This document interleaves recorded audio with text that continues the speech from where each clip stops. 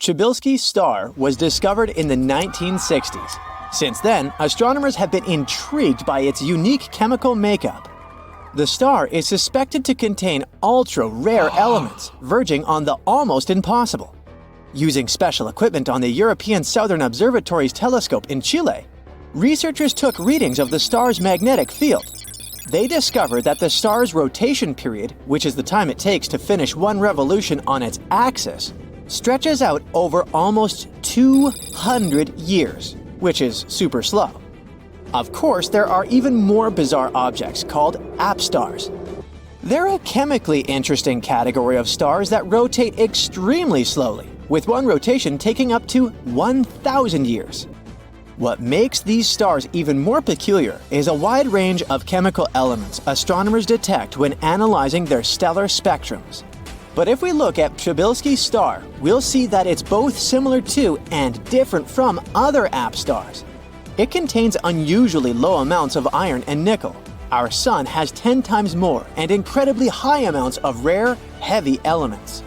Those might include strontium, cesium, and neodymium, as well as at least 2 undiscovered elements. They wouldn't occur through any natural processes we currently understand.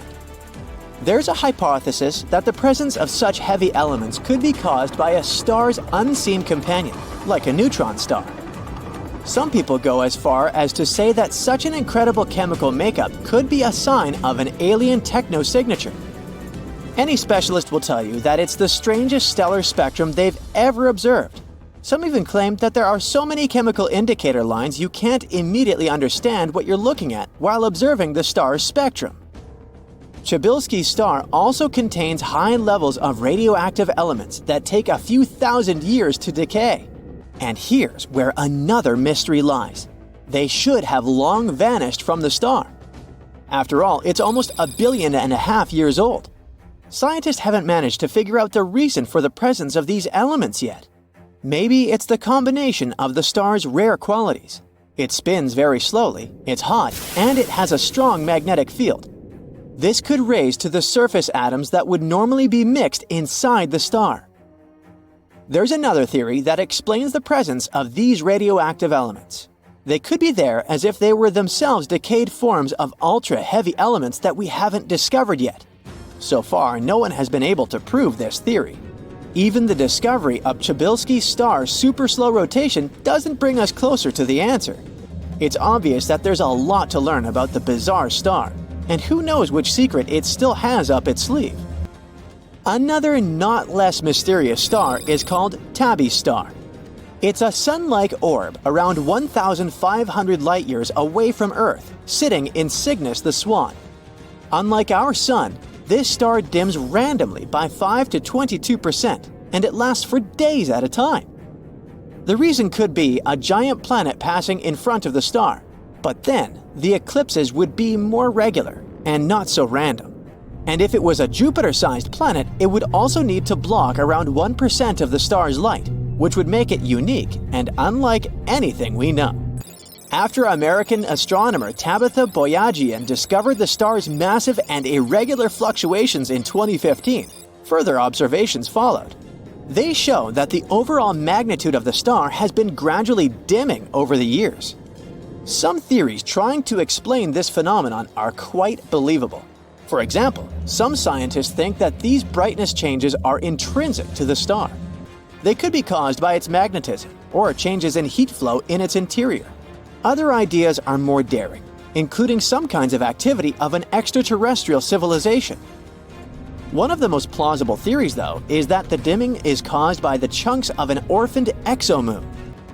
It could have been pulled away from its parent planet by gravitational interactions with Tabby's star. As the moon approached the star, it exploded, sending dust clouds into stellar orbit. These countless chunks of rock and dust are now moving between Tabby's star and Earth in a giant, clumpy cloud. It could indeed explain why we observe such irregular brightness variations. Usually, when astronomers spot a spiral-armed structure, it turns out to be a galaxy. But not in this case. SAO 206462, located 460 light-years away from our home planet, is a young star. It's surrounded by a circular disk of gas and clearly defined spiral arms. The bizarre star was spotted during an exoplanet search with the help of the Subaru telescope located in Hawaii. Instead of finding fully fledged planets around a young star, astronomers discovered planets that were still in formation. These baby planets are growing out of the disk of gas and dust surrounding the star. The disk extends out to around 80 astronomical units, which is twice the orbit of Pluto. At least 2 of these planets have stretched the disk into its extremely unusual spiral shape. A different planet is responsible for each arm. In our home galaxy, there's a giant star that is a real stellar wind machine. At the moment, this monster is just waiting to burst and send a wave of radiation and hot gas towards Earth. All because it's a Wolf-Rayet, a star which is at that precarious point before it goes supernova. Its core doesn't have any more helium left to burn. Instead, the star is forced to churn through much heavier elements, for example, oxygen. Unfortunately, it disrupts the careful balance between gravity and fusion, leading to the star shedding its layers. When the oxygen eventually runs out, the star will go supernova, but this time the show will be different. The thing is, WR104 is 1/2 of a binary pair, which means that 2 stars are feeding into each other, spinning up their stellar winds. It will continue until they start going incredibly fast. Is the potential explosion going to harm Earth? On the one hand, we're far away enough for even a directed supernova to not hurt our planet. At the same time, there's a threat of an extremely dangerous gamma-ray burst. Luckily for us, it takes a very specific and unlikely train of events for a Wolf-Rayet to produce a gamma-ray burst. Plus, even if it does, the star might be pointed far away enough for the danger to miss us. Anyway, astronomers are still watching the star, just in case. A star sitting in the constellation of Centaurus keeps a secret not many know about. At first glance, it looks like a dim white dwarf, but when astronomers analyzed it, it turns out to be incredibly dense. Take the mass of the Sun and cram it into something that is only 1/3 the diameter of Earth. This space wonder is also rather cool. Its core temperature is a mere 11,900 degrees Fahrenheit. For comparison, the Sun's core temperature is around 27 million degrees Fahrenheit. At such low temperatures, stars begin to vibrate. And then, scientists can use these vibrations to sneak a peek inside a star. And in the case with the star in question, which was later named Lucy, they discovered that its carbon core had crystallized. In other words, it formed a giant diamond 10 billion trillion carats in size. Since the discovery of Lucy, a few other crystallized stars have been spotted. Some of them have diamond hearts the size of our planet. The last bizarre star for today is called Vega, and it's squashed. The star's bulging waistline is caused by an extremely high spin rate. Vega rotates once every 12.5 hours. This pushes the material around its equator outward. It also leads to the phenomenon known as gravity darkening, when stellar material further from the center of the star experiences less gravity, which makes it cooler and darker. So when Vega faces Earth pole end on, it looks perfectly round. But the dark halo around its middle is a telltale sign of Vega's oblate shape. Stargazers, come up here, because I have exciting news. Astronomers have just completed the full mapping of 2 pairs of stars outside our Milky Way galaxy that are chowing down on their stellar neighbors. Not only does it give us a better understanding of stars in general, but it can also help us measure distance in the night sky. Did you know that more than half of the stars in our Milky Way are paired? And while it's unlikely that other galaxies have a significant number of binary stars too, they're usually too faint to see. But these so-called symbiotic stars, where one star consumes the other, are extremely bright and easier to observe. And, according to scientists, measuring the orbits of these symbiotic star systems is an essential step towards learning whether other galaxies create binary stars like those in our Milky Way. Now, let's get down to the nitty-gritty. A pair of stars may be born together, but due to their masses, they age differently. The more massive one burns through its material faster, reaching the end of its lifetime first, and leaves behind a compact white dwarf.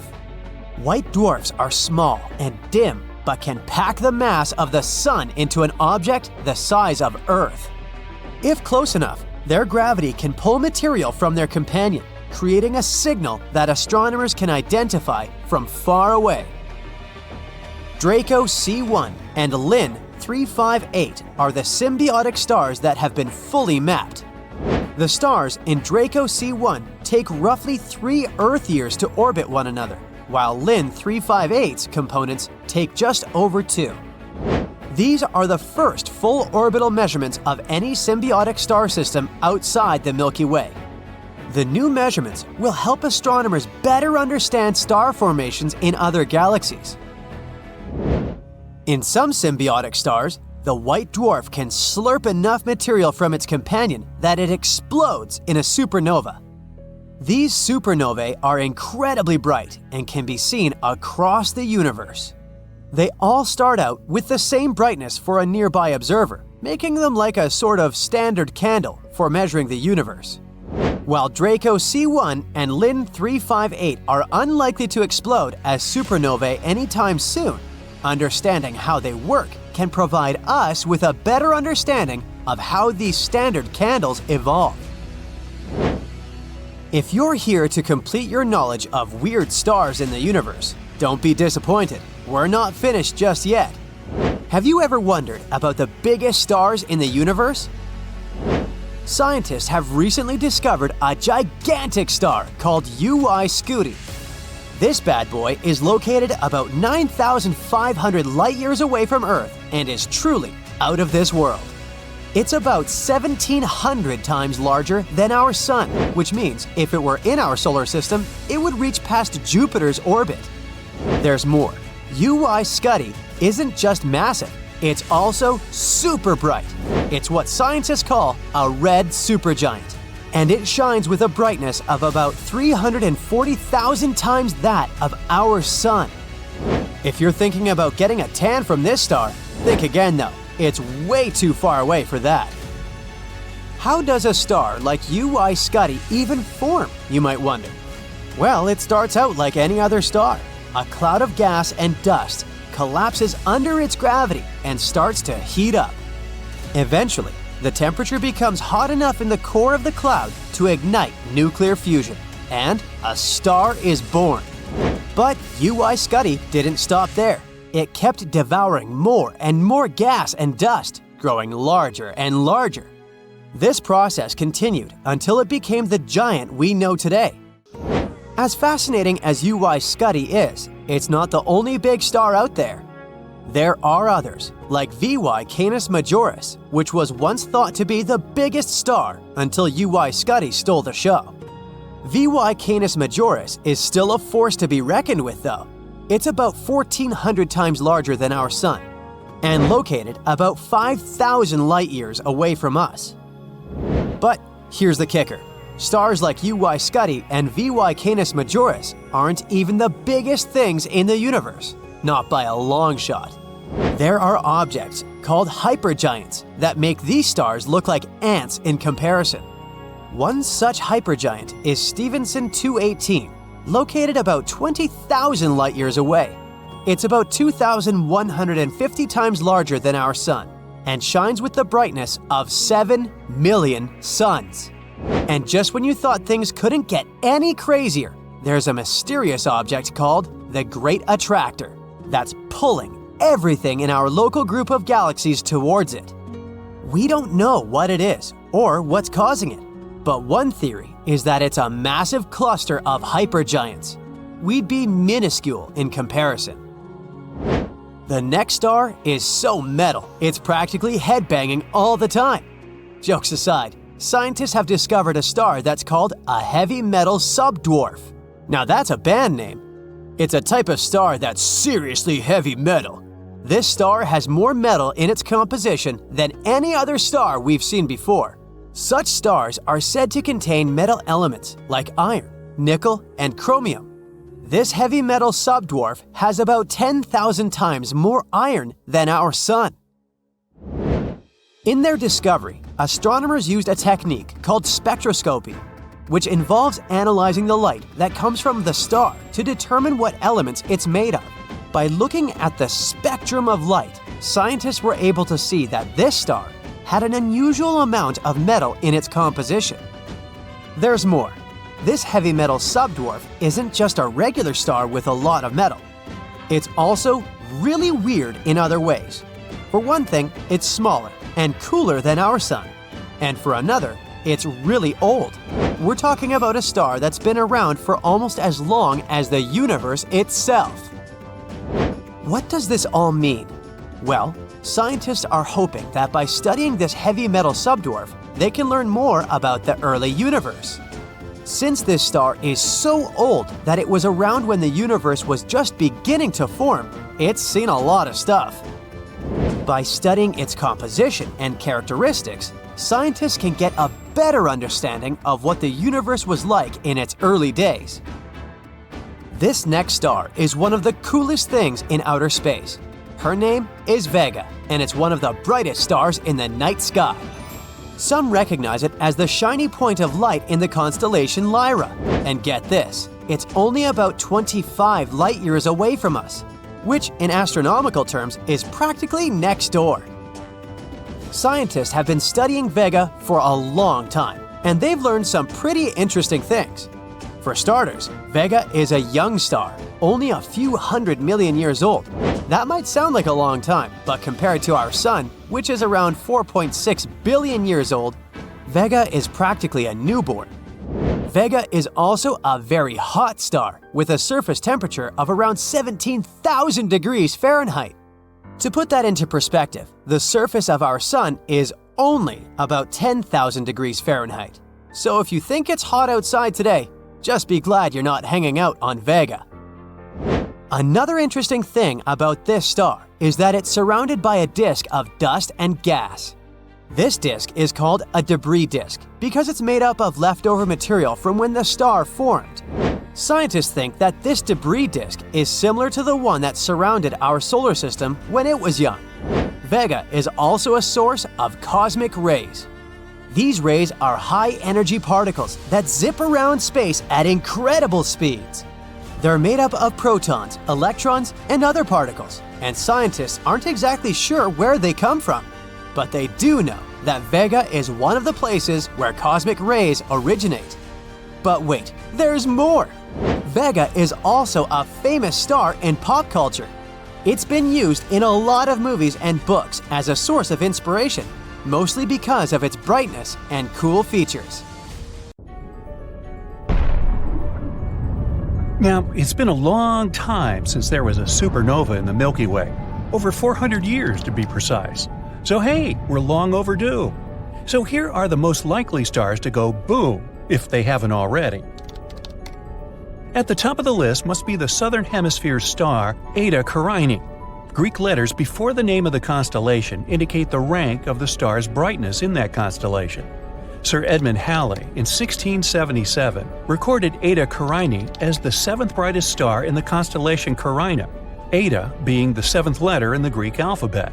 It might not have looked very bright to Sir Edmund and his contemporaries in the 17th century, but modern studies of Eta Carinae estimate it's 5 million times more luminous than our Sun.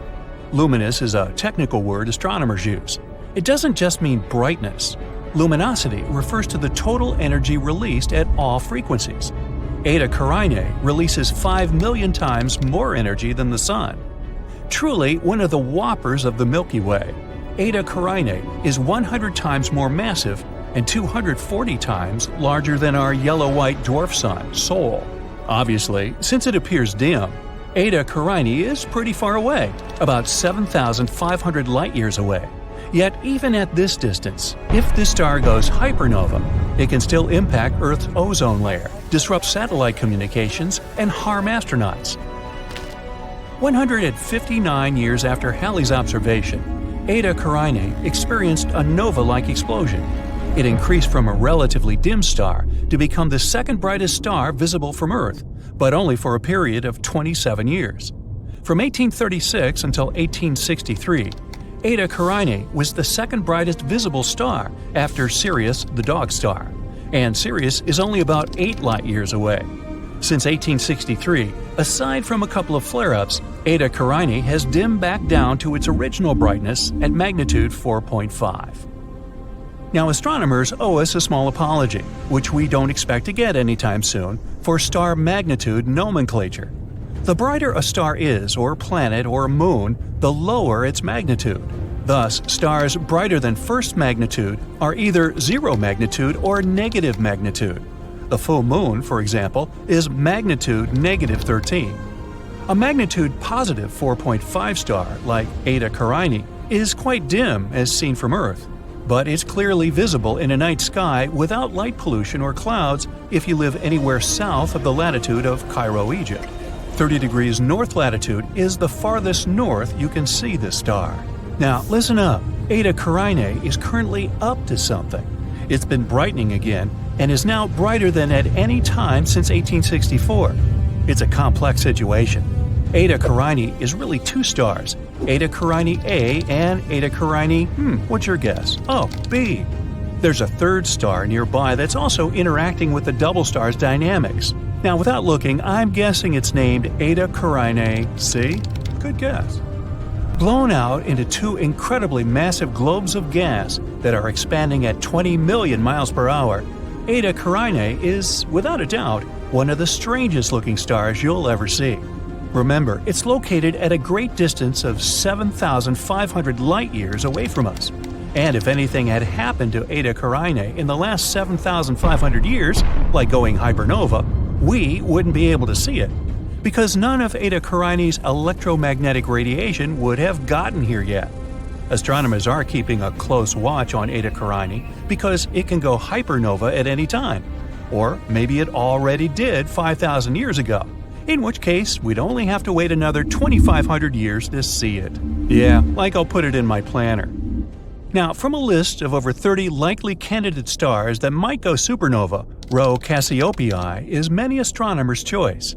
Another Greek letter, Rho, is the 17th letter in the Greek alphabet. It means that Rho Cassiopeiae is the star with the 17th brightest apparent magnitude in the constellation Cassiopeia. Yet Rho Cass, a nickname, is only one of 7 known yellow hypergiant stars in the Milky Way. It's another whopper. To be seen at magnitude 4.5 from a distance of about 10,000 light-years away, Rho Cass must be a very large star, a hypergiant. Placed where the Sun is, Rho Cass would encompass the orbit of Mars. But it's still yellow. It's not a red giant star. Red indicates a cooler surface temperature. Rho Cass, as huge as it is still as hot on its surface as our Sun, or even a little hotter. That can only mean 2 things. Deep inside its core, Rho Cass is fusing atoms much heavier than hydrogen or helium. Plus, Rho Cass is producing much more energy than a red giant star.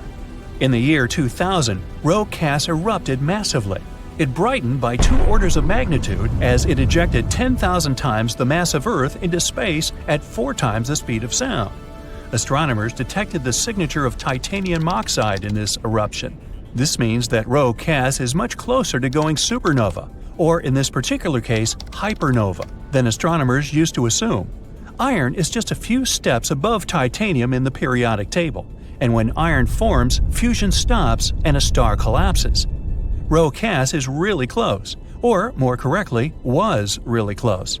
Because the eruption we saw in the year 2000 really happened 10,000 years before, many astronomers think Rho Cass has already gone hypernova, formed a black hole, and doesn't even exist anymore. Meanwhile, Betelgeuse caught everyone's attention not so long ago. The star, not the movie. It dimmed dramatically, appearing only 37% as bright as it usually is. Is it getting ready to go supernova?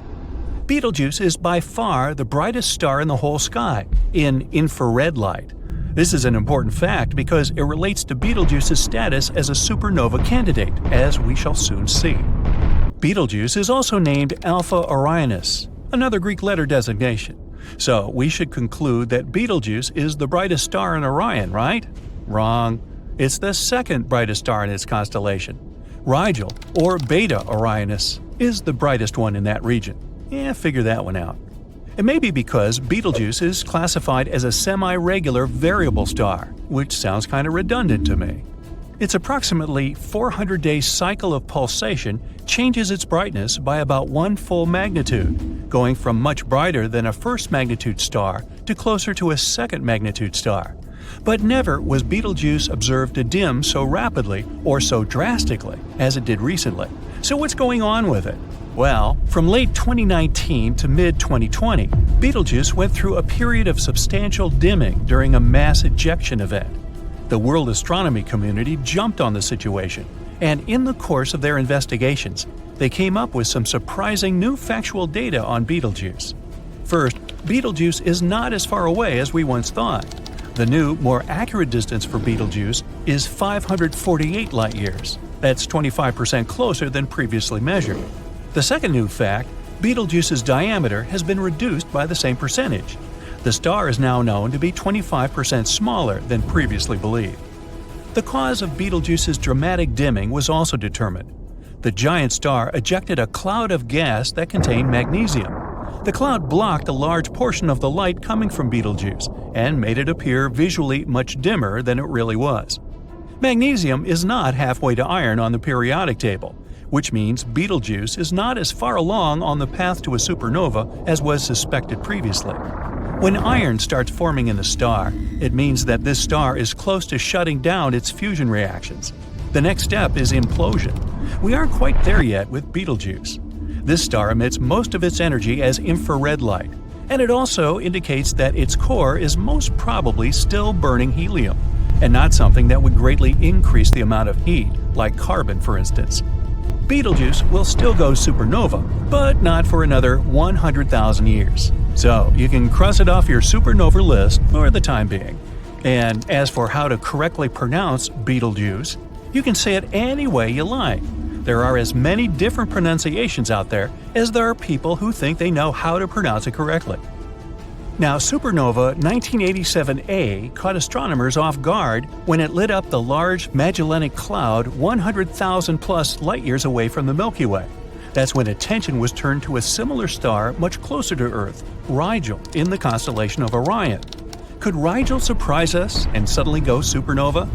There's something called the supernova problem that you should, probably know about because it may relate to Rigel going supernova or not. It seems that stars over 17 solar masses don't always go supernova. Recently, a red giant star simply vanished.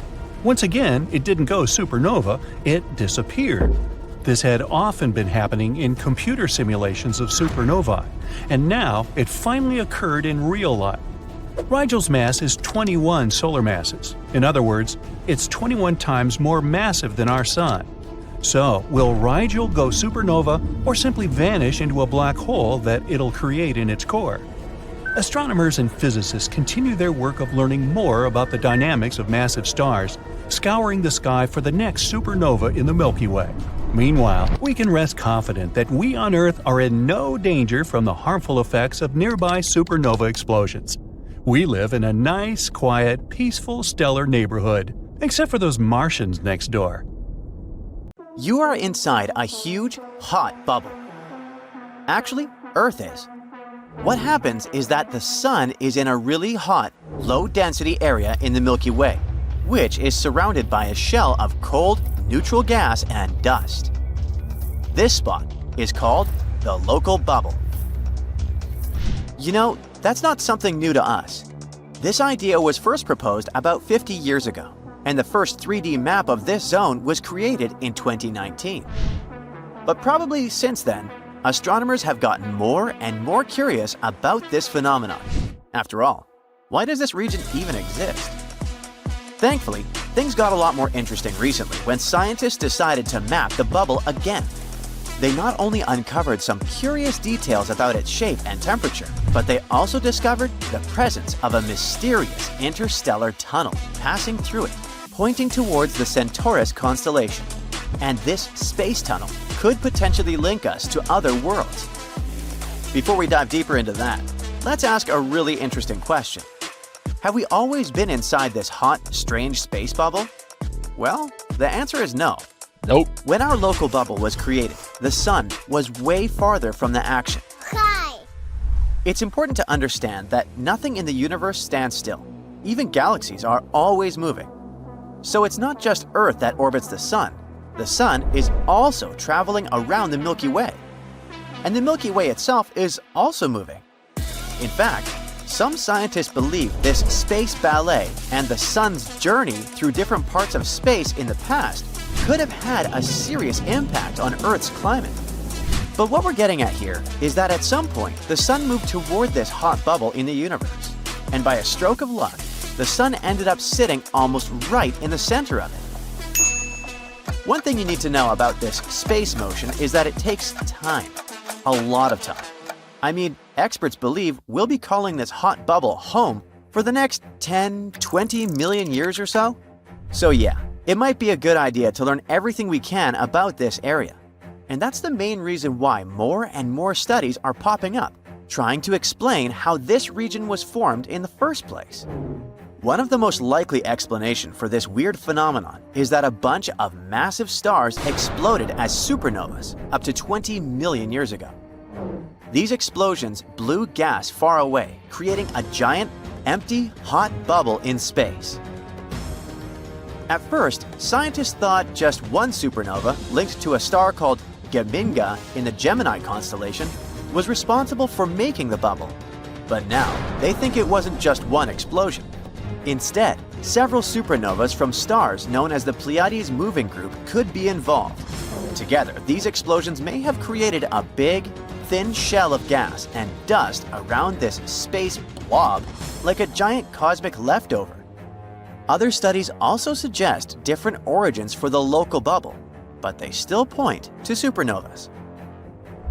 Even though it seems like there's no general agreement on its origin, scientists have figured out a lot of facts about this region, and that has to do with its shape. You see, this bubble doesn't have a perfectly round, spherical shape. It's more like a blob with a somewhat egg-shaped form. Another interesting thing about the local bubble is that it is absolutely hot, hovering at a temperature of about 1 million degrees on the Kelvin scale. To give you an idea, that's about 1,800,000 degrees Fahrenheit. So now you might be wondering, why aren't we all cooked in here, since we literally live in the middle of this hot mess, right? Well, that's because of another feature of this strange bubble. Even though the temperature is ridiculously high, the atoms are so spread out that they don't really make things heat up that much, which is great news for us on Earth. Alright, so we know a bit about the local bubble's shape and temperature, but finding out more about it while we're physically inside of it is a lot easier said than done. Imagine you're sitting in a car, trying to describe the shape of the vehicle from the driver's seat. It's hard to describe the whole car when you can only see parts of it, but with the right tools, like a rear-view mirror or a camera, it becomes much easier. And in this case, the right tool is the Rosetta, a powerful space-based X-ray telescope built by an institute in Germany. Thanks to this beauty, scientists got to explore the local bubble in way more detail than ever before. One big advantage of Rosetta is where it's located. Our planet's atmosphere actually stretches way farther into space than most people realize, with a huge cloud of hydrogen called the geocorona that extends well beyond the orbit of the Moon, reaching hundreds of thousands of kilometers into space. The Rosetta is sitting in a stable position thanks to Earth and the Sun's gravitational pull, about 930,000 miles from Earth. And because of that, this X-ray observatory is the first of its kind to observe the X-ray sky completely outside our glowing geocorona. And thanks to Rosetta, scientists found out more interesting things about the local bubble. The oddly shaped bubble isn't just sitting there, it's actually slowly growing. The area is expanding up and down along the galactic plane. And by galactic plane, I mean the flat disc-shaped region where most stars and matter in the galaxy are concentrated. So, the local bubble is growing in a perpendicular direction to the galactic plane, which makes sense because there's less stuff in the way above and below the galaxy compared to the crowded middle. The map of the local bubble also shows us an interesting temperature gradient pattern. Here you can see that the hottest parts are marked in red, while the cooler areas are in blue. Observing this temperature pattern is really interesting because, according to specialists, it fits with the supernova theory for the bubble's creation. This new 3D model of the shape of the local bubble also revealed a hidden surprise: the existence of an interstellar tunnel pointing towards Centaurus. Now, researchers are wondering if this tunnel might connect our local bubble to another nearby superbubble. And yeah, our hot space blob isn't the only one out there. The universe is full of these superbubbles. They not only trigger the formation of new stars and planets, but also influence how galaxies are shaped. By the way, one recent study suggests that the creation of the local bubble was responsible for the formation of all young stars that are close to us. So, if the theory that this newly discovered tunnel could connect to other spots in the universe is right, that would give us proof for a very popular theory proposed back in 1974. Back then, scientists suggested for the first time that there might be a hidden network of space tunnels connecting hot bubbles across the universe. We just can't see them. In the 90s, another study also suggested the existence of an interstellar pathway, which is now known as the Canis Majoris Tunnel. The research suggests there might be a space tunnel connecting our local hot bubble to the Gum Nebula, a large cloud of gas and dust more than 1,000 light-years away from Earth. But they also mention another intriguing possibility, that the Canis Majoris Tunnel could be linking us to an even more distant superbubble. Even though the idea of intergalactic tunnels connecting space bubbles is fascinating, and studies over the years have suggested it's possible, it is still really hard to prove. The truth is, we don't know where this newly discovered tunnel in our local bubble leads. But with this new finding and all the new technology helping us explore, it definitely feels like we're one step closer to finally cracking the mystery. Castles were cold places in times past. The stone seemed to radiate the winter chill. This is one practical reason why tapestries were hung upon castle walls, to help keep the cold out and the warmth in. But you just can't hang any old thing on castle walls. It should be beautiful, heroic, with a heavy wow factor. The ancient Greeks hung tapestries on the walls of their castle of the sky, glorious tapestries woven of stars. All 48 constellations of the Northern Hemisphere were designed and named by the Greeks. The story of Andromeda is one such tapestry, woven of 7 constellations spread across the entire autumn sky. The story contains detailed astronomical observations preserved as highlights in the sky tapestry. It begins with the constellation Cassiopeia, queen of the oldest realm in Africa, Ethiopia. When the constellation Cassiopeia is on the horizon, it looks like a staircase going up to the Milky Way. Step pyramids around the world are often thought to have been inspired by the constellation Cassiopeia. In any case, Cassiopeia is a beautiful constellation, indicating that Queen Cassiopeia was also a beautiful woman. She was good-looking, but equally vain, which sets off all the dramatic action. Cassiopeia can be found in the night sky opposite Ursa Major from the North Star. Like Ursa Major, Cassiopeia circles the North Star and is a circumpolar constellation. A supernova was observed in Cassiopeia around 1680 Earth time, Cassiopeia A having occurred about 11,000 years earlier. The Chandra X-ray satellite recently recorded an extraordinary photograph of this supernova remnant showing the elements sulfur, calcium, silicon, and iron amid the expanding cloud's high-intensity X-rays. Cassiopeia's husband is also a circumpolar constellation, a minor, dim one named Cepheus. He had his own kingdom. A merger of empires by way of marriage is something common throughout history. Cepheus was a king of Phoenicia. There were many kings of Phoenicia back in the days when Phoenicia was just a collection of city-states along the western shore of the Mediterranean Sea. Cepheus can be found in the area between Cassiopeia and the North Star. The constellation of Cepheus is important to astronomers. It's where Henrietta Swan-Leavitt discovered variable stars that pulsed at regular intervals. The rate of pulsation of the star indicates the true brightness of the star and enables a sure measurement of the distance to the star. The discovery of Cepheid variable stars was a major breakthrough for early 20th century astronomy.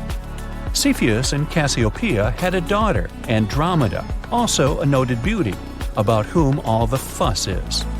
It seems that one day Cassiopeia was boasting about the beauty of her and her daughter Andromeda. "We are more beautiful than any other women in the whole wide world."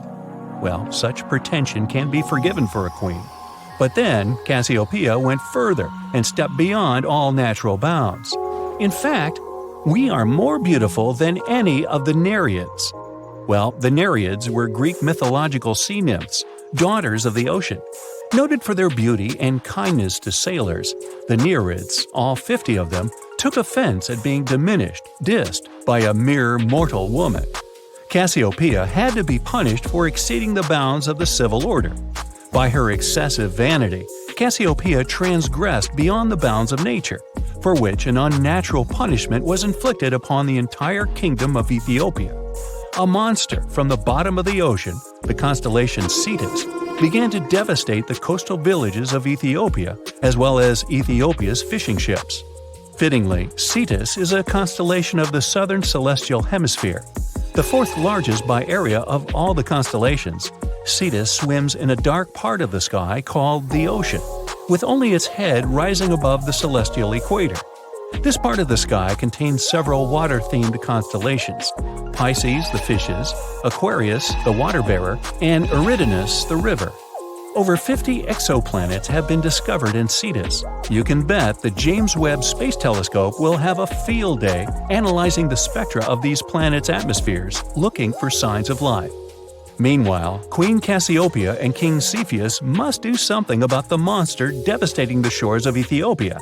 They consult an oracle and make another trespass beyond the realm of reason and nature. "Tell us, oracle, what can we do to stop the monster from ravaging our kingdom?" This monster is not a normal affliction of nature. An offense was committed against the higher realms, and this is the punishment.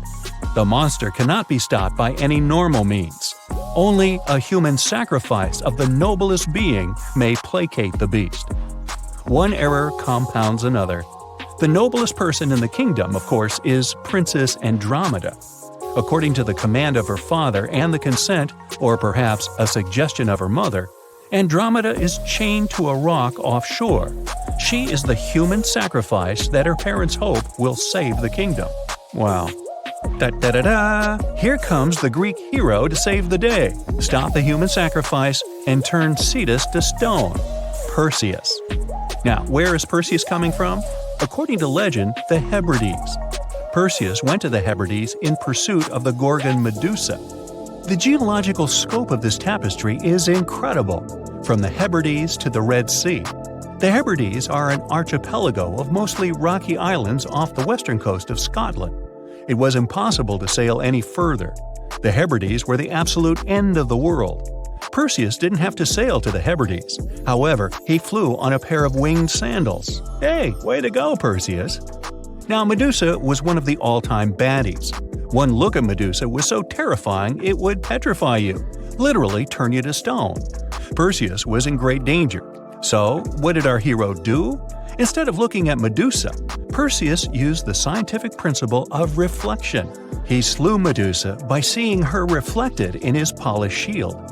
In our sky tapestry, Perseus is portrayed holding up the severed head of Medusa.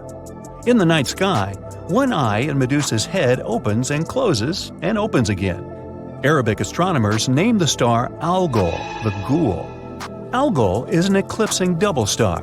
One star is bright, the other one, not that much. As the dimmer star orbits the bright star, it passes in front of the bright star, eclipsing it, and the eye closes. Since the dim star takes 2 days, 20 hours, and 49 minutes to orbit the bright star, the eye in Medusa's head opens every day and a half or so. The constellation of Perseus is immediately below Cassiopeia, and skywatchers quickly look to see if Algol is eclipsed, if Medusa's eye is open or closed. Perseus flew back from the Hebrides, accompanied by Pegasus, the winged horse. The central part of Pegasus is the Great Square, made up of 4 stars. As Earth goes around the Sun, the Great Square is right in the center of the night sky in autumn. In the summer triangle of Vega, Deneb, and Altair are in the middle of the night sky. In spring, it's Leo the Lion, and in winter, it's Orion the Hunter. These are the walls of the castle in the sky, and all have marvelous tapestries adorning them. The constellation of Andromeda shares a star named Alpheratz with Pegasus. It's one of the corners of the Great Square, so it appears Andromeda may be riding on Pegasus. Her crown, remember she is a princess, is floating nearby. M31, the Andromeda Galaxy. To see M31, cross the corners of the Great Square from the lowest star to the uppermost star, and then go a little further to see the Andromeda Galaxy. Be sure to peek at it from the corner of your eyes. It's called averted vision. The corners of your eyes are more sensitive to light, so you'll be able to see the huge spiral galaxy 2.5 million light-years away as a smudge of light 1.5 times wider than the full moon. Now, Perseus doesn't go in for human sacrifice, so he stops it and saves Andromeda by exposing Cetus to Medusa's gaze. And here we encounter the second eclipsing variable in our sky tapestry, Mira, the heart star of Cetus, the sea monster. Mira, from which we get the English word mirror, so fitting in a story about vain beauty, is an eclipsing double star. The dim star orbiting the bright star is a white dwarf, not bright enough to see with the unaided eye. The effect is that Cetus's heart shuts off. Mira is eclipsed and disappears. This cycle repeats itself every 332 days. Our fabulous star tapestry has the only 2 eclipsing binary stars visible to unaided eyes, the nearest spiral galaxy, and a hero that doesn't like human sacrifice and uses the scientific principle of reflection to thwart mythological monsters. Wow, I would hang that in my castle too. Just saying. What would the Earth look like if it was born in another solar system? I did a little research for you to find out, and the results were surprisingly wholesome. There are some warm tropics, strong winds, and giant dragonflies. But okay, let me explain from the very beginning. Since 1995, NASA has discovered more than 4,100 planets outside the solar system. Unfortunately, most of them are either flying ice balls like Neptune or gas giants like Jupiter. But there are still as many as 161 planets similar to our Earth. And one of them is very close to us, in the Alpha Centauri constellation. There are 3 stars in this constellation. 2 of them are called Alpha Centauri A and Alpha Centauri B. If you live in the southern hemisphere, you've probably seen them. They're very bright. Because of that, they look like one big star. They rotate around each other very slowly. And there's the 3rd star, chilling around not far from them. It's a teeny tiny red dwarf, Proxima Centauri. It got its name because of its proximity to our Sun. This star is the most interesting one, so let's talk more about it. Proxima Centauri is only 4.5 light-years away from us. Oh, and 1 light-year is about 6 trillion miles. Yep. If we went there, it would have taken just a little over 165,000 years of traveling in a space shuttle. Oh, you think that's a lot? For the universe, it's like checking on your fridge. Proxima Centauri is much lighter and much smaller than the Sun. It's also 2 times colder than the Sun, with a temperature of 3,000 Kelvin. That's why we can't see it without a telescope. On the bright side though, it will burn for trillions of years, and you don't have to worry that one day it will eat us like our Sun. And yes, our twin planet is located right next to Proxima Centauri. This planet is called Proxima b. Yeah, I know, they got creative with all these names. I hope you won't get confused. It's slightly larger and more massive than the Earth. This planet is located in the habitable zone of Proxima Centauri. It means that there can be water and even some microorganisms there. Yes, it's possible that one day we'll find some life there. But right now, we don't know much about this mysterious planet. It's probably a rocky planet like our Earth and has a similar landscape, but this is just a theory. Who knows what kind of jokes the universe can throw at us? It would be a shame to fly 165,000 years just to stumble upon a giant piece of ice or something. Fortunately, we probably don't have to wait that long. The big brains are now developing a technology that would allow us to move at the speed close to the speed of light. If they succeed, we'll get to Proxima b in just 20 years. But anyway, this video is not just about Proxima b. It's about what would have happened if life had originated not in our solar system, but in Alpha Centauri. What if we were orbiting Proxima Centauri, or the other two stars? So now, let's imagine that the Earth has replaced Proxima b. I'm going to call this new planet New Earth. Guess I'm not very creative at naming either. First of all, the orbit. The new Earth must be about 25 times closer to its star than Proxima b is. Otherwise, it would be unimaginably cold. Let's move the planet a little closer. Excellent. The day still lasts 24 hours, but our orbital period is very high. Proxima b revolves around its star in 11 days. But we'll make it in just 8. Hey, a birthday party every week? Sign me up. Oh, hold on. There's another problem. You see, Proxima Centauri is a flare star. This means that sometimes, just out of nowhere, it throws out some stellar winds. These winds carry around a bunch of ionized particles, which then settle on the planets. Yeah, our Sun also does that, but Proxima Centauri tries to finish us off 2,000 times harder than our Sun, so the radiation levels are off the scale, to say the least. Don't worry, it's fine. All we need are incredibly strong magnetic fields. They will help us create a very thick atmosphere that can protect us from the Proxima Centauri's tantrums. So now it's going to be very warm, or not. Another problem. Scientists are still not sure how exactly Proxima Centauri's planets rotate around it. What if they turn out to be tidally locked, like our moon? Then one half of the new Earth will be a frying pan, and the other half will be some frosty deserts. Oh, it's fine, we'll just settle down somewhere in the middle. Didn't expect that I would ever say this, but it will definitely be warm at the North Pole. And if we're lucky with the rotation, we'll just get a cozy, warm planet. The average temperature is about 70 degrees Fahrenheit, and there aren't any extreme temperatures. On the new Earth, we have much more water. The weather is generally pretty crazy, some very strong winds and quite destructive rains that can go on for quite a long time, but you can adapt. Temperature changes are much more noticeable in the mountains. Just like on Earth, the higher you climb, the colder it gets, except it's very cold right here at the top. Because of this, the mountains and hills have jungles below and snow-covered deserts on the tops. But in general, it's almost like the Earth's tropics. The flora is very rich, the trees are very low but lush. The thick atmosphere also makes flying easier, so there are a lot of large flying animals, like dragonflies with a wingspan of 16 feet. Moving on.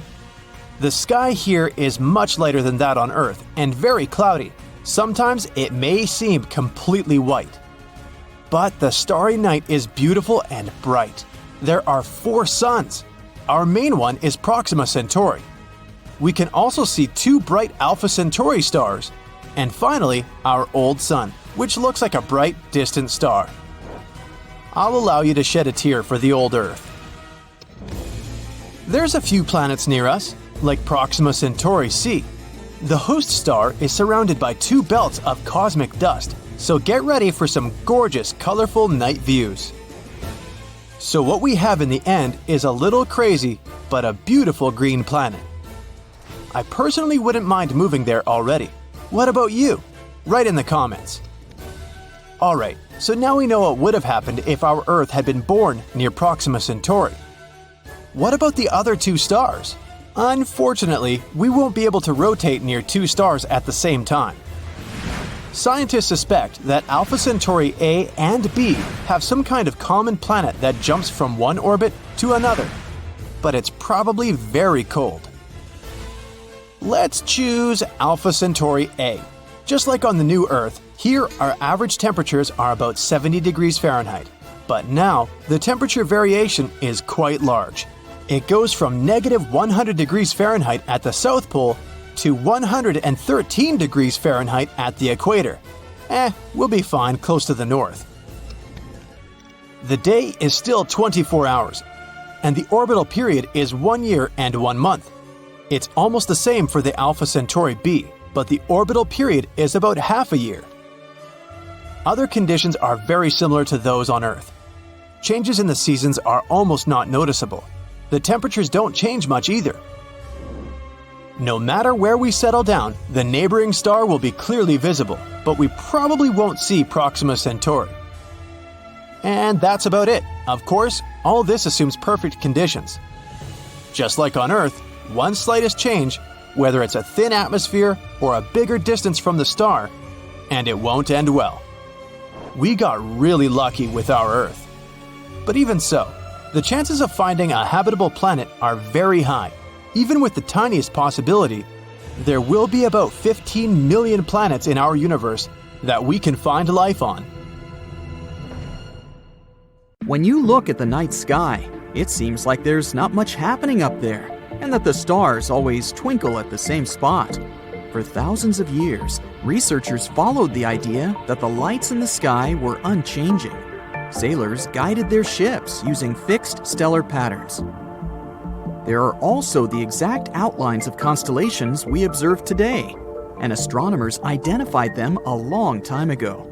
It seems impossible that one day we wake up and simply can't see some stars anymore. Or does it? A team of researchers at Vanishing and Appearing Sources during a Century of Observations, or VASCO, studied the sky to check how things with the stars are going. The astronomers got the data from Gaia, the European Space Agency, and compared the information from 70 years ago to that from today to see how the sky has changed. To test it right, they had to use both modern and old telescopes. And something really interesting happened up there. Over 700 stars from the old maps were missing. If one star disappears, multiple theories could work. But it's harder when hundreds of them vanished at the same time. Could it be that the data was wrong, or these stars were too faint to detect? Nope, they quickly eliminated this option because these stars had clearly been part of their earlier observations. So, the first thing that comes to mind when talking about how stars disappear is that they reached the point where they ended their lives. You can have the most massive stars of all, and we're talking about those that are way heavier than our sun, and they go through sudden changes as they get to the end, which we also call a supernova. It's a powerful explosion that later shines for many, many months, and it's still visible even across hundreds of millions of light years. But that's the point. You see the traces, unlike here. Could this be a failed supernova? That means maybe one of them collapsed but turned into a black hole and consumed the remains from the inside out without causing a powerful explosion. But no one's been mentioning any signs of a black hole being active anywhere near those stars. And what if the stars had become less visible because of dust or gas around them? This is something that can easily happen, as interstellar dust and gas do block our view of objects that are far away. But there were no traces of unusually high concentrations of dust or gas. Nothing destroyed them either. Researchers would have seen traces if something like that had happened. Plus, these missing stars were not all in the same area, which means there probably wasn't just one fatal thing that made them all disappear. Also, the stars were not at the same stage of their life, so it's not an option they were all accidentally close to their end. They weren't particularly old or young, and they were on different levels in size and brightness. At some moments, it even seemed these stars haven't vanished because of some natural events. Maybe it was something related to other civilizations that might be somewhere out there in space. Maybe that's one of the ways to look for them. We could stumble upon some secret civilizations from other planets if we carefully observed the behaviors of stars, especially those we can't explain. No one knows what exactly happened with the missing stars, and unfortunately, right now, all we have are these theories. But you have to admit, they're cool though. Maybe it's just some kind of optical afterglow caused by gamma ray bursts, or maybe even fast radio bursts. Fast radio bursts are powerful pulses of radio waves. They can release more energy in a couple of thousandths of a second than our giant sun does in almost 100 years. We don't really understand how these energy eruptions work yet, so we don't know what they can do. But still, hundreds of stars at approximately the same time. There are between 100 to 400 billion stars in our galaxy, so we'll probably see some of them disappear too. Hopefully, we'll understand better why such things can happen. Of course, scientists are not sure about this number because we can't see all of the Milky Way stars from our home planet. Some are too faint, some are too far, or even hidden by dust or gas. But they assume these numbers based on the size, shape, and likely mass of the Milky Way. And out of billions of stars, there are a little over 9,000 of them we can see with the naked eye. If you want to see more, you need a good telescope that will reveal those fainter ones your eyes are unable to discern. Many of the stars we see in the night sky are probably not alive anymore.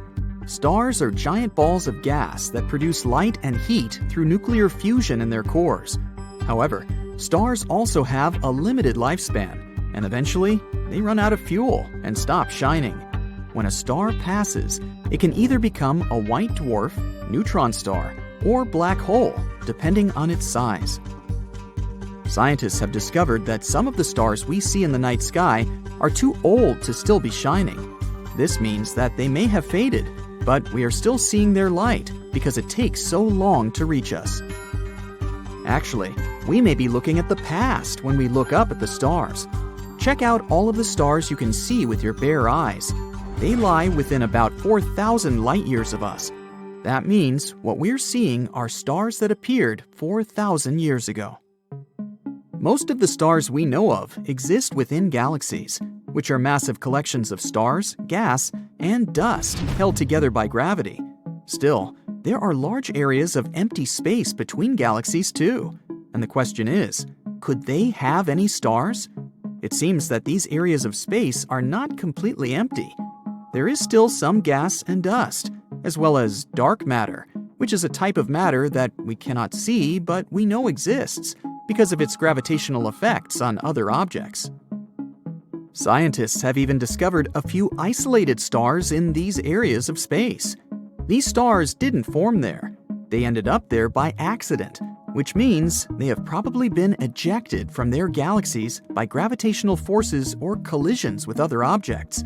And there could be more of these stars than we realize, but they are simply too dim to be seen from Earth. Stars don't actually twinkle. It's more that we just see it like that from the Earth. It seems like they twinkle because of the turbulent atmosphere of our planet. The light from a star must pass through many layers of the atmosphere. Not every layer is equally dense, so this causes the light to slightly deflect and change in color and intensity. There's one star named Sirius that sometimes twinkles, sparkles, and flashes so much that some people even tend to report it as something extraterrestrial. This is because Sirius is very bright and is often low on the horizon, which means it experiences more of these special effects of the Earth's atmosphere. When in space, astronomers and astronauts who observe stars from there don't see them twinkling. Hey, want to hear something cool? Me, you, your friends, the rest of humanity, we're all made of stardust. The elements that make up human bodies and all life on Earth were formed inside stars. The building blocks of life, such as carbon, nitrogen, and oxygen, were created inside stars and were eventually released into space when the stars were gone. These elements then became part of new stars, planets, and eventually life on Earth. The iron in our blood was created in the cores of supernovas, which are massive explosions that occur when stars fade. Some say that even the calcium in our teeth and bones is likely to come from exploding stars. The oxygen in our lungs was created in the cores of massive stars before being released into space through supernovas. Do me a favor, will you? Try to imagine the first time you went camping. Maybe you went with your parents. Maybe it happened on a class field trip with your schoolmates. Regardless, try to picture, or remember, what it felt like as the day was coming to an end. The sun has set, but there's still some light outside. Let's say you were lying down, trying to rest for a bit. What's the first thing you remember seeing when looking up? If you're anything like me, it was probably the overwhelming number of stars twinkling right before you. These stars, most of which you can see without any fancy devices, are part of the Milky Way. Believe it or not, our amazing galaxy is almost as old as the universe itself. Age aside, it's also a pretty nice place to be. The Milky Way is like a cosmic nursery where new stars are born. And let me tell you, it's home to some of the most fascinating places, at least from what we can see in pictures. Take the Mystic Mountain, an area in the Carina Nebula. Here, things are always splashing and full of energy. That's because of gas columns collapsing and creating crazy opposing jets that are thrown around like acrobats in a circus. It's like a signature move for stars being born, you know? And if you take a look at this awesome picture, you'll see the elements putting on a colorful show. Blue represents oxygen, green is for hydrogen and nitrogen, and red is the sizzling sulfur. Ready for our next stop on our ride through the Milky Way?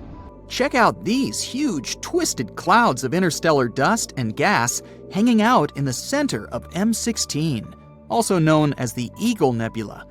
We've got ourselves the super cool Pillars of Creation, which are like towering columns where brand new stars like to hide and chill. Now, I know this ain't the first time the Hubble telescopes captured this epic sight, but trust me, this is the most mind-blowingly detailed image yet.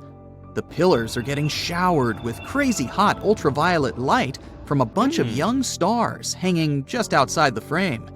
These stellar superstars are actually causing the towers of dust and gas to gradually get worn away by their gusty winds. Brace yourself for the numbers, too. These pillars of creation stretch out for about 4 to 5 light years. Yeah, it sounds big, but in the grand scheme of things, they're kind of like the cute little siblings of the larger Eagle Nebula, which spans a whopping 70 by 55 light years.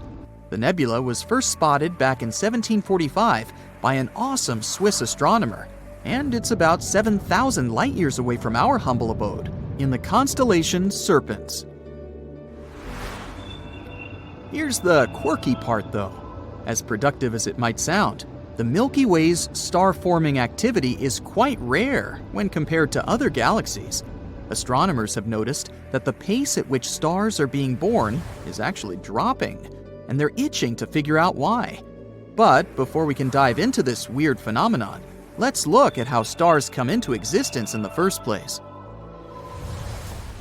It's hard for us to know for sure from down here. What we can gather about a star's life cycle comes from looking at those within our local Milky Way.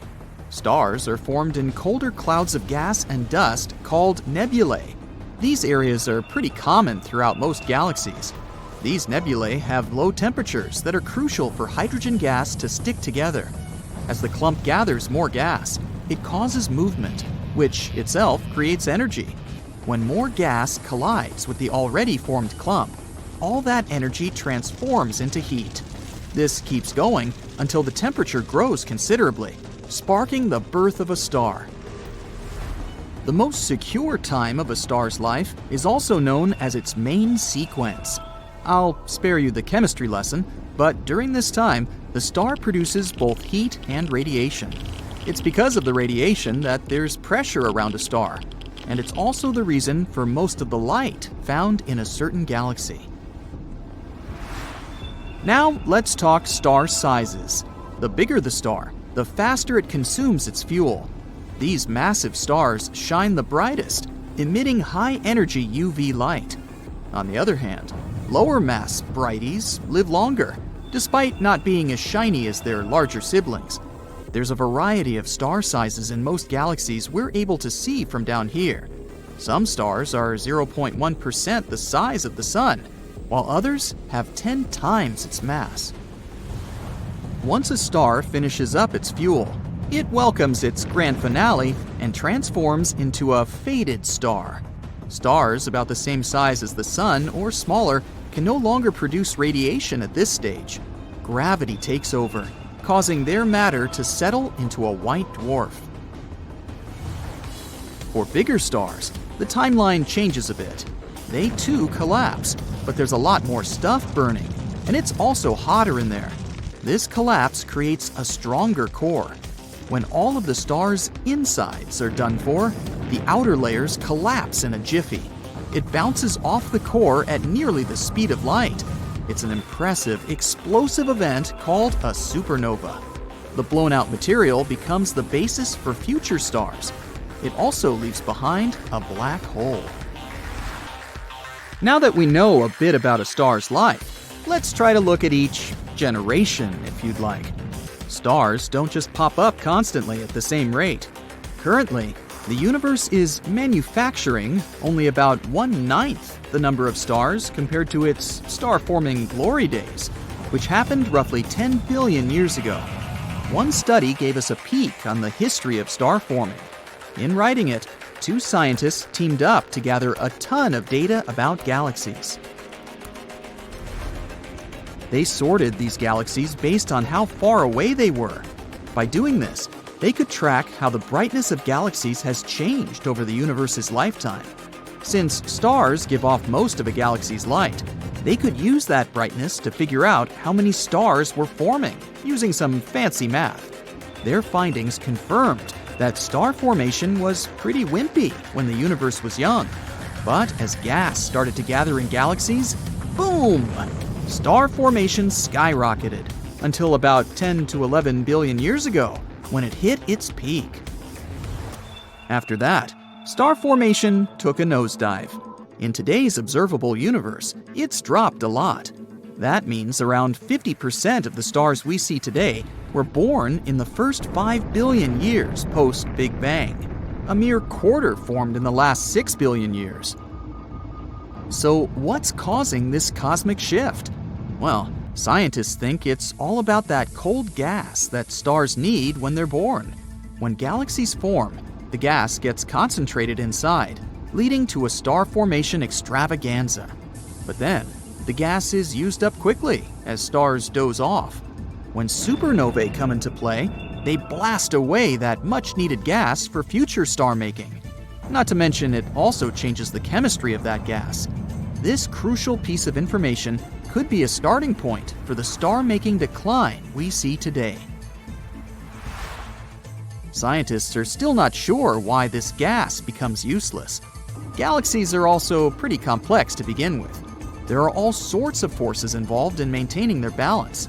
For instance, when a supernova goes boom, the shock waves can sometimes cause turbulence and clumping of the gas, sparking the birth of new stars. But if the supernova is too wild, it can blast that same gas right out of the galaxy. With no gas left in the area, there's little to no chance a new star could form. Now, what does the future hold? Some scientists can't help but wonder what might happen if no new stars pop up. The universe might be simply filled with black holes and fading stars. Solar systems would become inhospitable as their stars lose power, and those ravenous black holes might munch on whatever material is left. As gloomy as it seems, you do have to admit it's a mind-boggling concept. Luckily, we don't have to worry about it happening anytime soon. The universe is a whopping 13.7 billion years old, but the dark era isn't expected to kick in until somewhere way further in the future. But hey, this is just one possible outcome of the decline in star formation.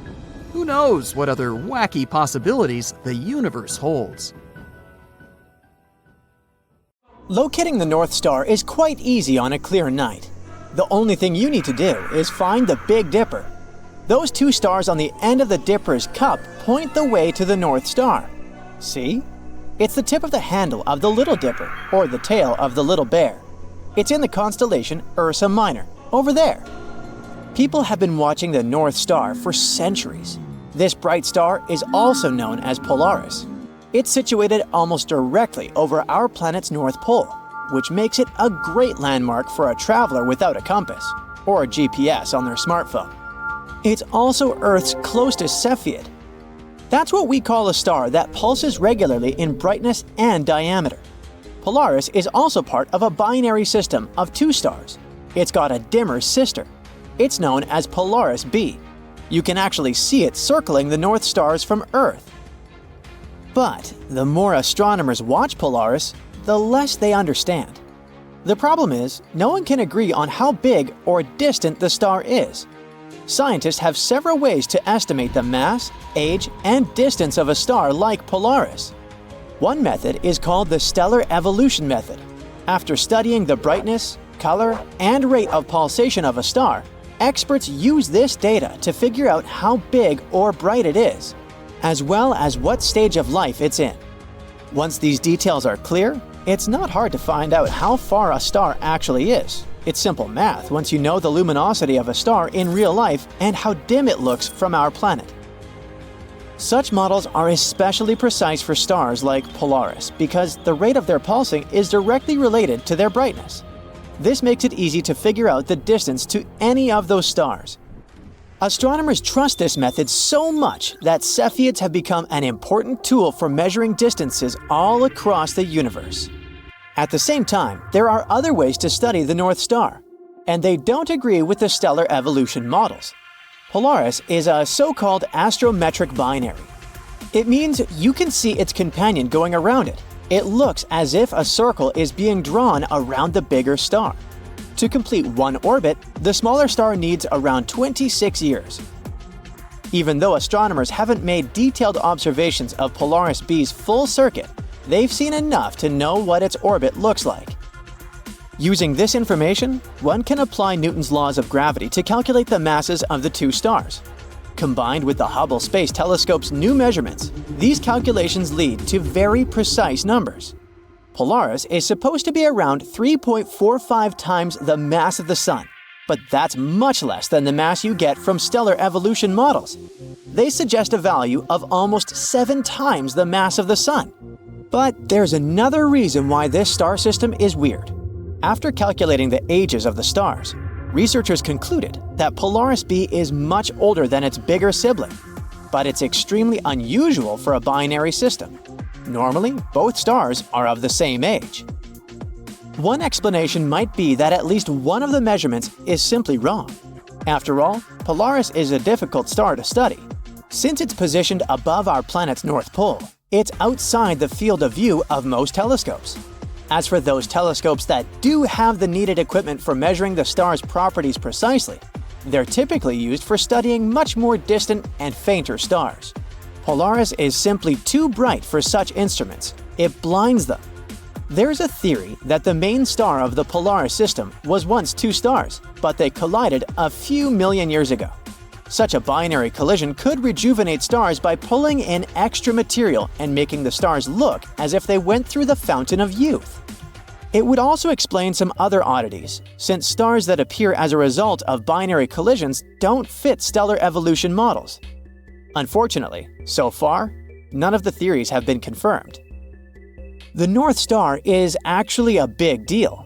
Earth is spinning non-stop, which causes the sun to rise and set and stars to travel across the sky. Our planet is also tilted. That's why we have seasons. If we drew a line through the axis Earth spins around and extended it over 300 light-years past the North Pole, at the end of that imaginary line, there would be the North Star. It stays almost exactly at the same spot in the sky at all times and always points the way north. It's really important for navigation. People heavily relied on it in the days before GPS. If you were standing on the equator, Polaris would be right at the horizon. At the North Pole, it would seem to be right over your head. In other words, using the star's height in the sky, you can not only figure out the needed direction, but also understand where you are on Earth. Curiously, there's no South Star. There isn't a bright enough star right above the South Pole, but one day we might get such a star. When you spin a top on the table, its end moves in a circle. We know this phenomenon as precession. Earth behaves in the same way, and the North and South poles won't always point towards the same spots in the sky.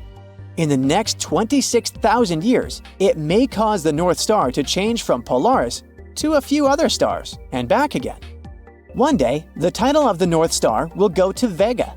It's the 5th brightest star in the night sky and the 2nd brightest in the northern celestial hemisphere.